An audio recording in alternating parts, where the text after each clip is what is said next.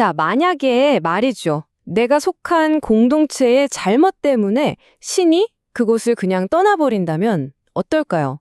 상상만 해도 좀 충격적이죠?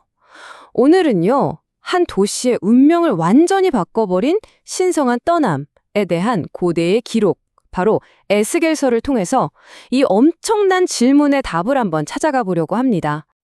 네, 오늘 우리가 함께 던져볼 질문이 바로 이거예요.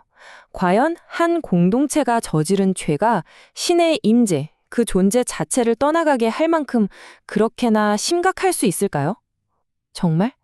자, 이 무거운 질문을 마음속에 딱 품고 지금부터 선지자 에스겔의 이야기 속으로 한번 깊이 들어가 보시죠. 이 모든 이야기의 시작은요, 바로 절망의 땅 바빌론입니다. 포로로 끌려와서 모든 희망을 잃어버린 이스라엘 백성들, 바로 그들 사이에서 제사장이자 선지자였던 에스겔이 있었죠. 어느 날 그가 그발 강가에 있었는데 정말 그의 인생을, 아니 모든 것을 송두리째 바꿔버릴 어마어마한 환상을 보게 됩니다. 한번 상상해 보세요. 그냥 평범한 날이었어요. 그런데 갑자기 북쪽에서부터 거대한 폭풍구름이 막 몰려오는 거예요. 번개가 쉴 새 없이 번쩍이는 그 속에서 에스겔이 본 건요, 이게 그냥 단순한 날씨 변화가 아니었어요. 이건 바로 살아계신 하나님의 영광, 그분의 임재가 눈앞에 나타난 정말 압도적인 광경이었던 거죠. 와, 진짜 그가 본 광경은요, 무슨 신화에나 나올 법한 장면이었어요. 얼굴이 4개나 달린 생명체들, 그리고 걔네들이 움직일 때마다 눈이 가득 박힌 바퀴들이 착착 같이 움직이고, 그 모든 것 위에는 불타는 듯한 보좌가 딱 자리 잡고 있었죠. 이 모든 게 뭐를 의미했을까요? 바로 인간의 상상을 뛰어넘는 하나님의 능력과 주권을 상징하는 거였어요. 그러니까 이런 절망의 땅 바빌론에서조차 하나님은 여전히 온 세상을 다스리고 계셨다는 거죠.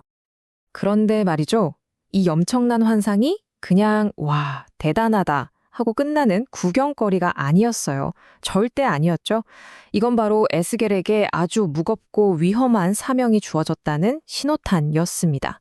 이제 그는 더 이상 그냥 지켜보는 사람일 수가 없게 된 거예요. 하나님은 에스겔에게 파수꾼의 역할을 맡기셨어요. 파수꾼 아시죠? 성벽 꼭대기에서 가장 먼저 위험을 보고 알려야 하는 사람. 만약에 파수꾼이 입을 다물면 어떻게 될까요? 성이 무너진 책임은 전부 다 그 파수꾼의 몫이 되는 거예요. 에스겔의 임무는 바로 등을 돌려버린 자기 백성, 성경에선 패역한 족속이라고까지 표현하는데 그들에게 곧 닥칠 심판을 경고하는 거였어요. 와, 그 책임감의 무게, 정말 상상이 가시나요? 그리고 이 사명은요, 되게 상징적인 행동으로 시작돼요. 하나님이 에스겔한테 하나님의 말씀이 적힌 두루마리를 먹으라고 명령하시는 거예요. 먹으라고요. 이게 뭘 뜻하냐면 선지자는 그냥 메시지를 전달하는 앵무새가 아니라는 거죠. 그 말씀을 완전히 자기 걸로 만들고 소화한 다음에야 비로소 제대로 선포할 수 있다는 뜻이었어요. 자, 그럼 에스겔은 이 무거운 경고를 어떻게 전했을까요? 이게 그냥 말로만 해서는 안 됐나 봐요.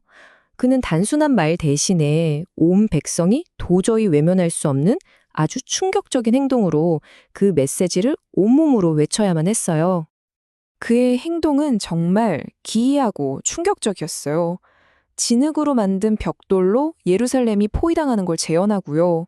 무려 수백 일 동안 한쪽으로만 누워서 백성의 죄를 대신 짊어졌어요.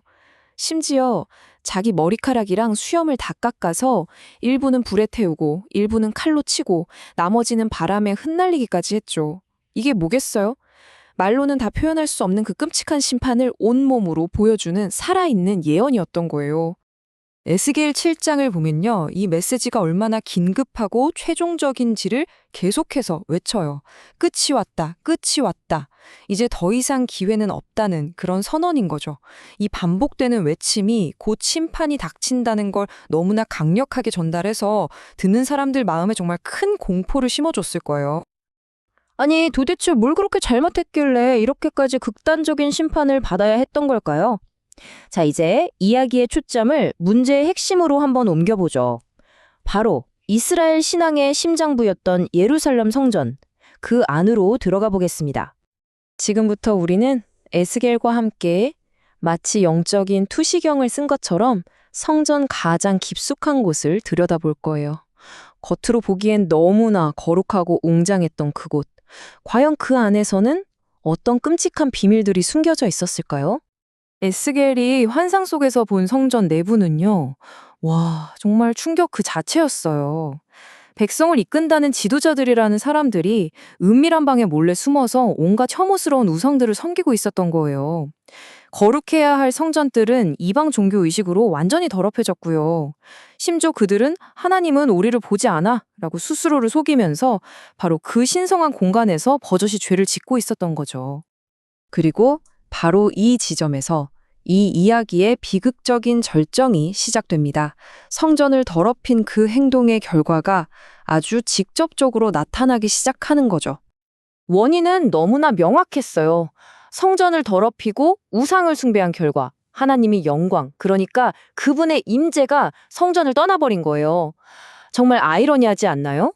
그들이 하나님은 우리를 보지 않아 라고 외쳤을 때 하나님은 진짜로 그들을 떠나는 방식으로 그들의 불신에 응답하신 셈이죠.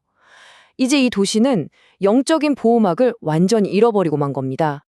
그런데요, 이 떠남이 순식간에 휙 하고 일어난 게 아니었어요. 하나님의 영광은 마치 차마 발걸음이 안 떨어지는 것처럼 아주 천천히 한 단계 한 단계 움직여요. 성전 가장 깊은 곳에서 문지방으로, 그리고 성문을 지나서 도시 동쪽 산 위로. 이 느리고 의도적인 움직임은 이건 어쩌면 백성들한테 회개할 마지막 기회를 주는 이별의 슬픔과 자비가 뒤섞인 정말 가슴 아픈 장면이라고 할 수 있겠죠. 이야기가 이렇게 가장 어두운 지점, 정말 바닥을 쳤을 때, 바로 그 순간, 정말 예상치도 못했던 희망의 빛 한 줄기가 비칩니다. 심판과 파괴의 잿더미 속에서 회복에 대한 약속이 주어지는 거죠. 모든 걸 잃어버린 백성들한테 하나님이 정말 놀라운 약속을 하나 건네세요. 돌처럼 딱딱하게 굳어버린 마음을 아예 도려내고 살처럼 부드러운 새 마음과 새 영을 주시겠다는 약속이에요. 이건 뭘까요? 바로 심판이 완전한 끝이 아니라 새로운 시작을 위한 고통스러운 정화 과정이라는 걸 보여주는 정말 강력한 희망의 메시지인 거죠. 오늘 우리는 에스겔의 눈을 통해서 심판과 상실, 그리고 그 폐허 속에서 피어나는 희망이라는 한 편의 드라마를 봤습니다. 자, 마지막으로 이 질문을 한번 던져보고 싶어요.